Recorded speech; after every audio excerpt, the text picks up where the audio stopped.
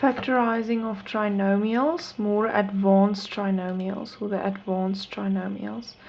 Now I'm going to try and show you that when factorizing advanced trinomials, that's trinomials where there's a number in front of the x squared which I cannot take out as a common factor, that I can still use these steps that you did with normal easier trinomials.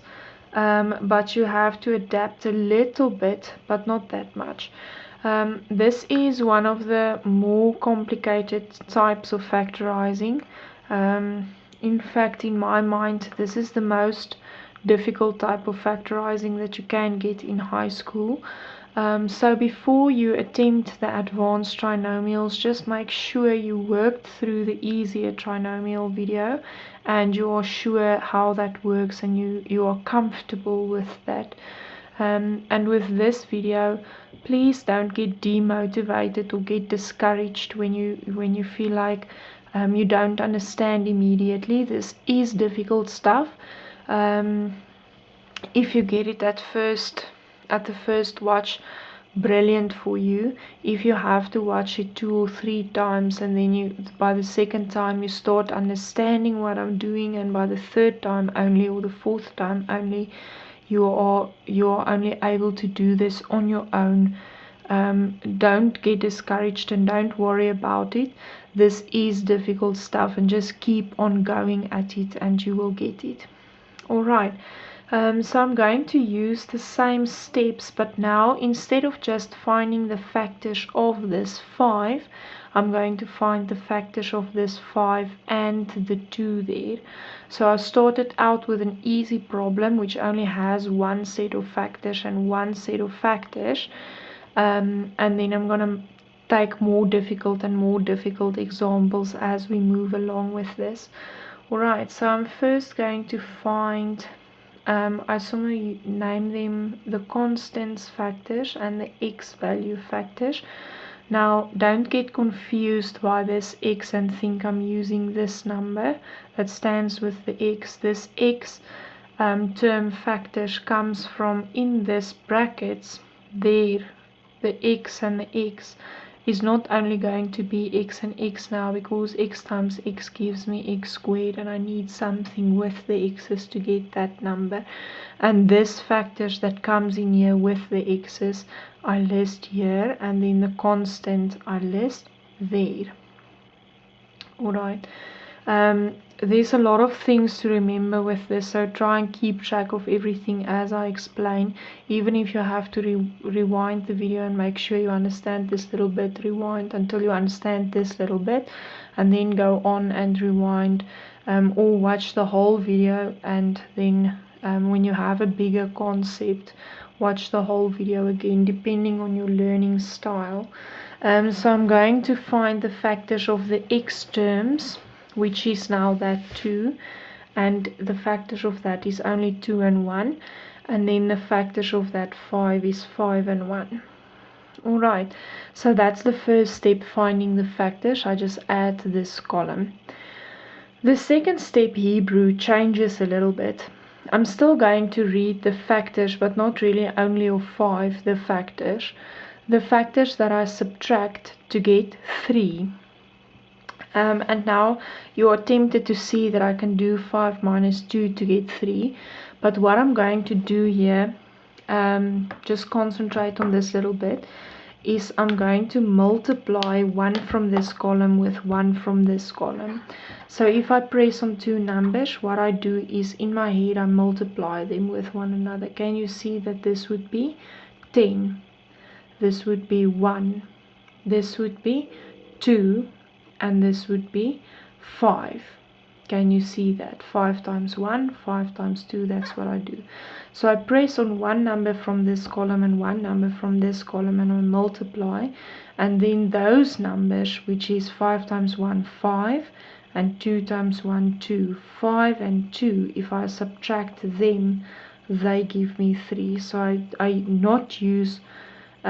don't use these numbers separately, but I use the answers of this that I think when I multiply 2 numbers.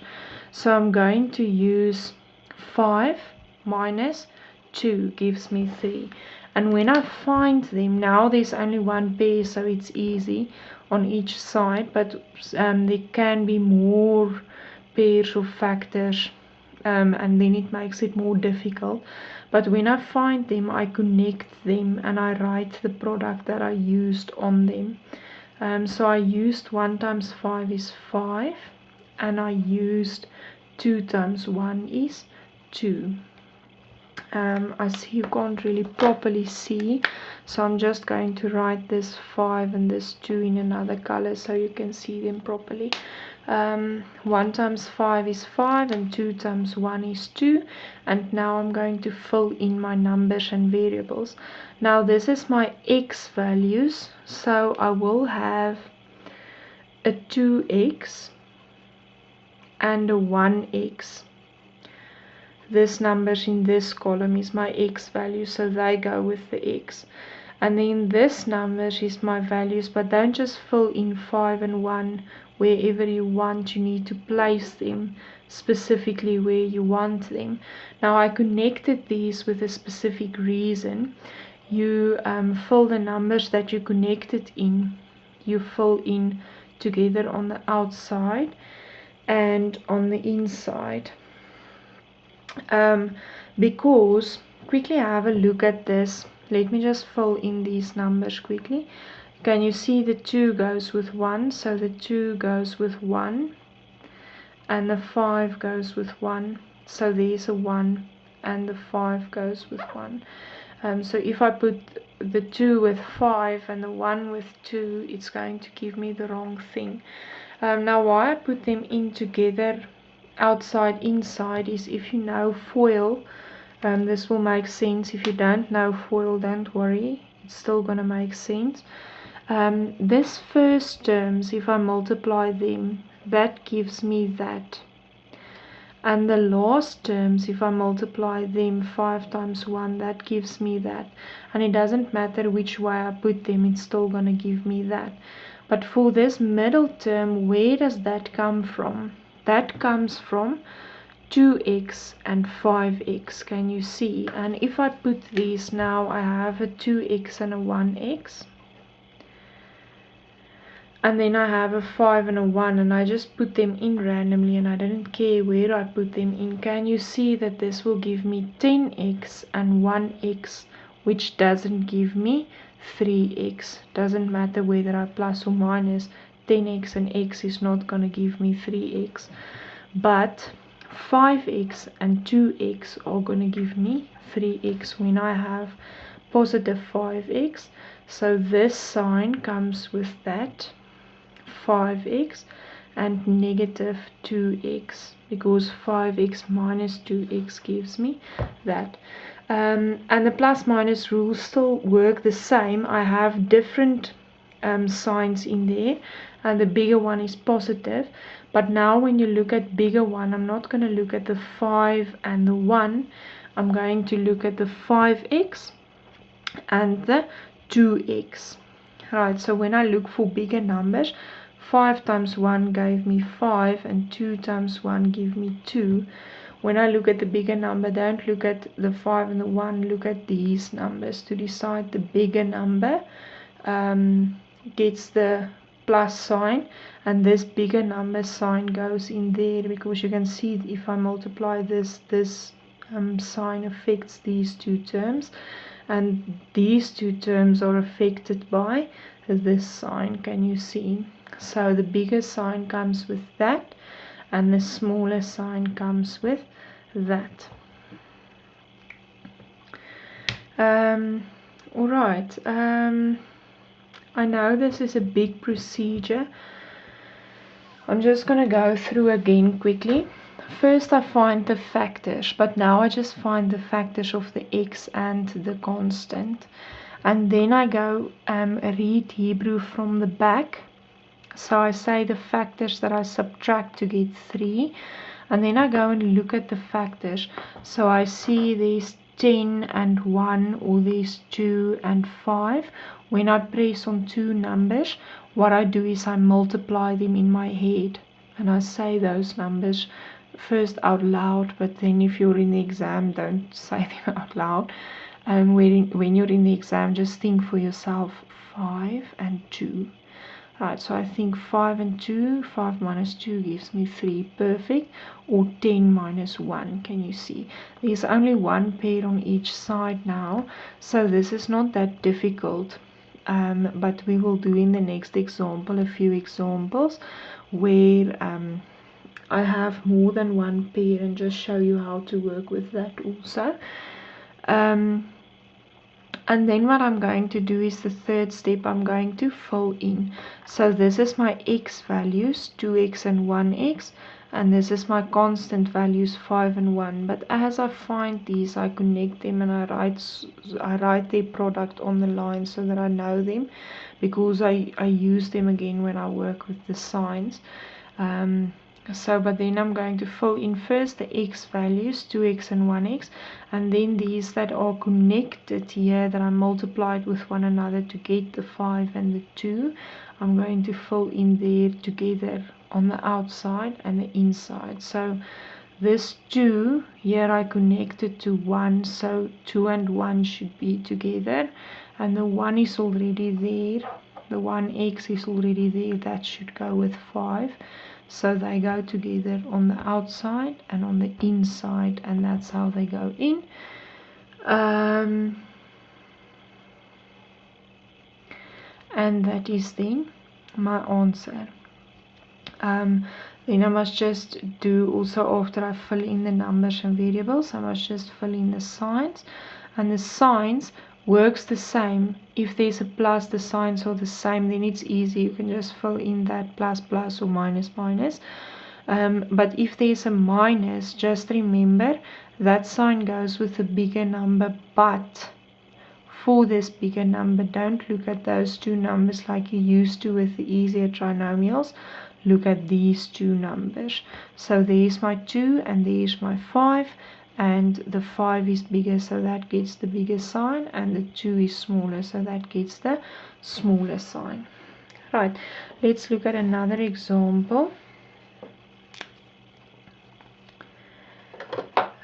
Hopefully, even if you're a little bit confused with the first example, hopefully as you see the same patterns happening through more examples, you will start realizing, oh, okay, I understand. And as you go through the video a few times, this will make sense. I know it's a bit of a schlep to go through the same class a few times, but the nice thing about having video classes is that you can have the teacher repeat anything as many times as you like. You can pause the teacher, you can rewind the teacher, you can fast forward the teacher.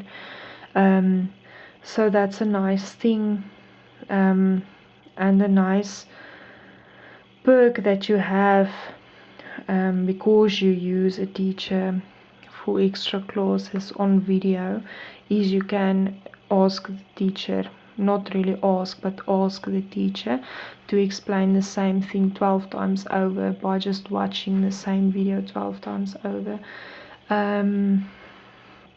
So for this, I'm going to consider the x factors, and I'm going to consider the constant factors with the first step.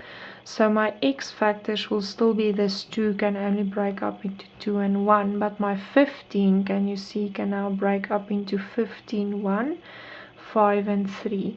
And I've realized it's a little bit less messy if you just take this same pair, if you have now this, and write this just the other way around, so you don't have to test like this, like this, like that, then it gets confusing. So just to keep track of what you're doing, it might be worth to just swap these two and write them with the same group of C's that you have there, so you can check them this way around easier also.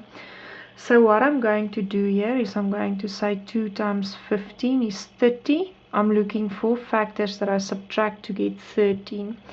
So this is 30 minus 1, which is 29, not going to work. 10 minus 3, which is 7. And see, I'm tempted to think 10, 2 times 5 and 1 times 3. 10 and 3 gives me 13, but you can't use them because I'm looking for numbers that I subtract to get 13. So 10 minus 3 gives me 7, not going to work. Now I move on to this pair. So I'm going to say, can you see 15 minus 2? Oh, that gives me 13. So this is what I'm going to use. 1 times 15 is 15. Can you see that properly? Yes. I'm just going to make a circle now. You can't see it properly anymore. 15. 1 times 15 is 15. And 2 times 1, and now I don't really bother with that anymore, so I don't need to even look at that. And 2 times 1 is 2, and I know that 15 minus 2 gives me 13. So now I'm going to fill in. This is my x pair that I use. So I have x, 1x, and I have 2x. And now I must fill in the number pair 15, 1 like this. So the 1x goes with 15, the 1x goes with 15, and the 2x goes with 1. So the 2x goes with 1, and the numbers here goes together outside, inside. So I always put them like that, outside, inside. And then my signs are different. The bigger one is positive, but don't look at the 1 and the 15. Look at the 15 and the 2. In this case, same thing. So if you looked at the wrong numbers, it wouldn't matter. But I'm going to do an example where this does not happen. So 15 is bigger, that gets a plus. And 2 is smaller, that gets a minus. And I'm done. Let's look at another example. Just going to start off fresh here. Say for instance I have 6x squared plus 5x minus 6. So I'm going to find the x factors and the constant factors. Now the x factors, the factors of 6 is 6, 1, 3, 2, and the factors of 6 is again 6, 1, 3, 2. Now it might help to just write every pair of this 6, 1 with 6, 1 and 3, 2, 3, 2 with 6, 1 and 3, 2, and then also these swapped. So 1, 6 with 6, 1 and 3, 2. I keep this the same, I just have all of the possible options, combinations in here, and also 2, 3 with 6, 1, 3, 2. You don't need to go write it like this. You can do crisscross multiplication, but then it just gets a little bit confusing. With this method, if you do it like this, I can just multiply this with this, that with that, this with this, that with that, new one, this with this, that with that, this with this, that with that, and it just makes it more procedural or methodical to go through. Now I'm looking for factors that I subtract to get 5. So 36 minus 1 is going to be too big. You know, if I press on two numbers, I multiply them in my head. 18 minus 2 is 16. That's not going to work. I'm subtracting, but I use products and I need factors that I subtract to get 5. 18 minus 2 is 16. That's not going to work. 9 minus 4 is 5, and that's what I'm going to use. I don't even need this now, so I can get rid of those. 3 times 3 is 9, and 2 times 2 is 4. Alright, you can use the 3 and the 3 and the 2 and the 2 together, or the 3 and the 2 and the 2 and the 3 like that. That's why I swapped these. But just make sure you need to use one pair from here and one pair from there. You can't use the 3 with the 3 and the 1 with the 2, or you need to use this pair together and this pair together and multiply, and then subtract the two answers that you get. So I have 2 times 2 is 4, and 3 times 3 is 9. It might be a good idea to also write that with a pencil or another color pen. And now I can go fill in my numbers and variables. So I have 3x and 2x because this is my x factors. And then I must fill in the 3 goes with the 3 and the 2 goes with the 2. Can you see that it doesn't matter how these are connected, but the ones that are connected here goes together outside, inside. That's important. And then my signs, the signs are different. The bigger one is positive, so I look between 9 and 4. There's 9, can you see? And there's 4. So 9 is bigger, that gets a plus, and 4 is smaller, that gets a minus. Okay.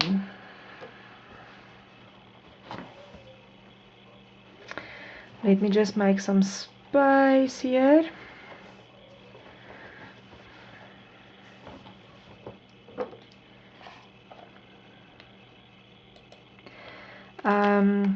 Let's look at this one. I have 18x squared plus x minus 4. What I want to do is I get the x factors. Now don't get confused and use the factors of the number before x. I use the numbers before the x squared, the coefficient of the x squared. But this becomes my x factors in the bracket.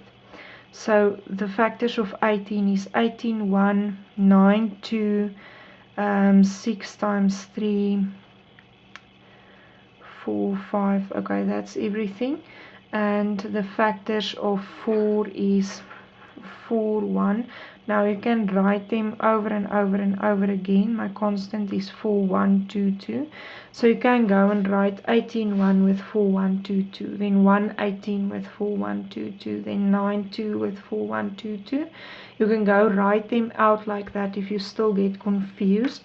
I'm going to show you the option once you've done that so many times that it's not a problem for you to understand the process anymore.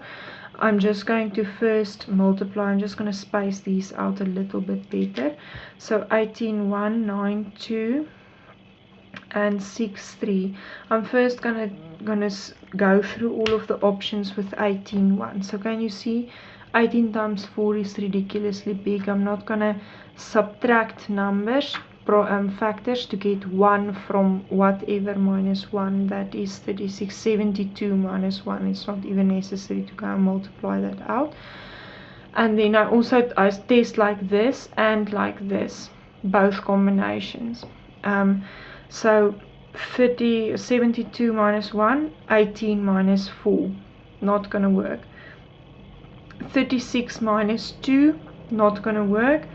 18 minus 2, not gonna work. So I've tested this with all of the possible combinations. I can take that out. You can either scratch it out, or if you wrote it in pencil, take it out, and then move to the next one, or leave it and just make a tick next to it to show that you've tested that. Now I'm gonna test here. 36, 2 is not gonna give me 1.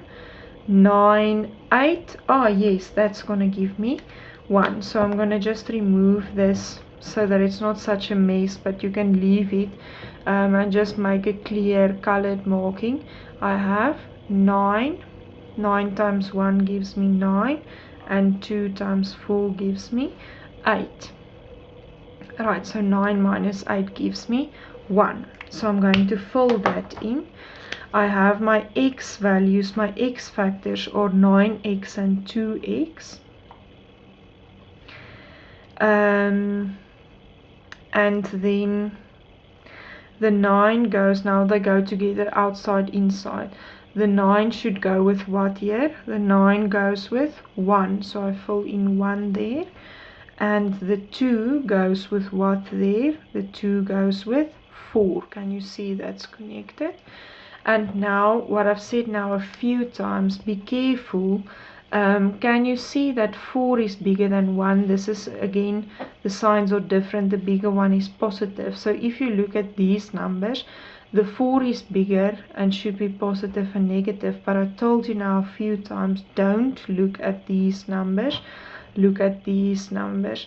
So the 9 should be bigger, which is that. 9 is bigger, 8 is smaller. Can you see? And 9 is bigger, gets the plus. So 9 gets the plus and 8 gets the minus. And then I'm done. So when you look at the bigger number, look at these numbers. If I connect them and write them there like that, maybe that makes sense. You can do that in pencil also. When you start out later on, you intuitively know bigger, smaller. You'll see it without writing it down, but if you still need to write down extra steps or extra lines in pencil, do that. Whatever makes you remember all of this. And that is the advanced trinomials.